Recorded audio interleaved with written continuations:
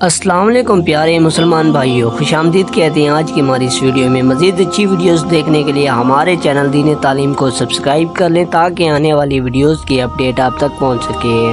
جب حضور اکرم صلی اللہ علیہ وآلہ وسلم نے حضرت علی رضی اللہ عنہ کو اپنے گھر میں رہنے کا حکم دیا اور خود ہجرت کے لیے تشریف لے گئے تو منافقین نے یہ کہنا شروع کر دیا، حضور اکرم صلی اللہ علیہ وآلہ وسلم حضرت علی رضی اللہ عنہ کو معمولی حیثیت کا خیال کر کے اور اپنے پر بوجھ سمجھتے ہوئے چھوڑ گئے ہیں۔ منافقین کی یہ باتیں حضرت علی رضی اللہ عنہ تک پہنچی تو آپ رضی اللہ عنہ نے اپنا اسلحہ اٹھایا اور نکلے، یہاں تک کہ نبی کریم صلی اللہ علیہ وآلہ وسلم کے پاس پہنچ گئے۔ حضور اکرم صلی اللہ علیہ وآلہ وسلم اس وقت مدینہ کے قریب مقام جرف میں ٹھہرے ہوئے تھے۔ حضرت علی رضی اللہ عنہ کی آنکھوں میں آنسو بھر آئے اور عرض کی، اے اللہ کے نبی صلی اللہ علیہ وآلہ وسلم، منافقین یہ کہہ رہے ہیں کہ آپ صلی اللہ علیہ وآلہ وسلم مجھے اس لیے چھوڑ آئے ہیں کہ آپ مجھے اپنے لیے بوجھ سمجھتے ہیں اور مجھے کم حیثیت خیال کرتے ہیں۔ نبی کریم صلی اللہ علیہ وآلہ وسلم نے سختی سے فرمایا کہ وہ جھوٹ بولتے ہیں، میں نے تو